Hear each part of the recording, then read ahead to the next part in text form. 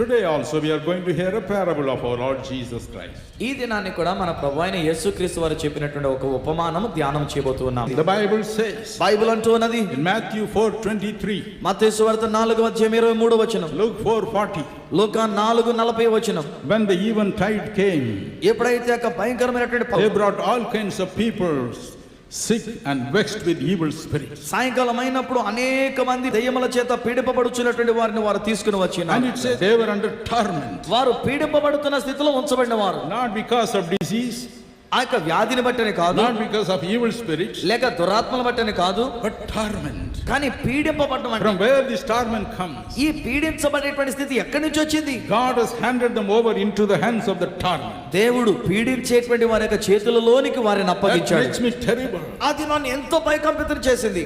Is it true today for me?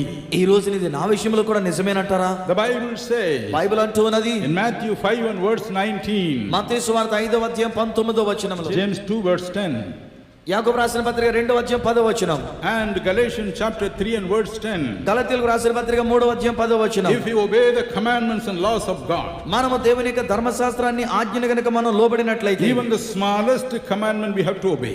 ఒకవేళ చిన్న ఆజ్ఞనే సరే మనం విధేయత చూపించవలసిందే. So the Bible says, Bible అంటూ ఉన్నది, unless you forgive, నీవు క్షమిస్తేనే తప్ప your sins will not be forgiven. నీ యొక్క పాపములనేటువంటివి క్షమించబడవు. You might have obeyed all the commandments of God, బహుశా దేవుని యొక్క ఆజ్ఞలన్నీ నీ విధేయత but చూపించవచ్చు. if you just ignore to obey this one little command, కానీ ఈ ఒక్క చిన్న ఆజ్ఞను గనక నీవు నిర్లక్ష్యం you will చేసినట్లయితే be put into the hands of the tormentor. పీడింపబడేటువంటి యొక్క స్థితిలోనికి చేతుల్లోనికి నీవు అప్పగించబడుతున్నావు. Torment will come.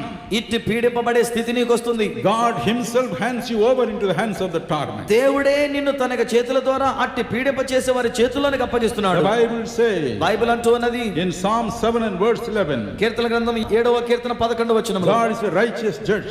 దేవుడు నీతి కలిగినటువంటి He is న్యాయాధిపతి. angry with the wicked every day. ఆయన దుర్మార్గులైనటువంటి వారి విషయంలో అనుదినము కూడా కోపము కలిగిన వాడు ఉంటున్నాడు. Exactly as he was angry with the wicked servant, ఆ యొక్క రాజు ఎలాగైతే చెడ్డ దాసును చూచి కోపపడి ఉన్నాడు, he will be angry with you and me. అదే రీతిగా దేవుడు నీ విషయంలో నా విషయంలో కూడా కోపమును పొందుకుంటున్నాడు. Look at the throne of God. ఆ దేవుని సింహాసనం వైపు చూడండి. The Bible says బైబిల్ అంటూ ఉన్నది in Hebrews 4 and verse 16, హెబ్రీయులకు రాసిన పత్రిక 4:16 వచనంలో, his throne is the throne of grace. ఆయన యొక్క సింహాసనం కృపా సింహాసనం అది. Numbers chapter 7 and verse 89 says సంఖ్యాకాండం 7:89 వచనం ఏమంటుందంటే, his throne is a throne of mercy.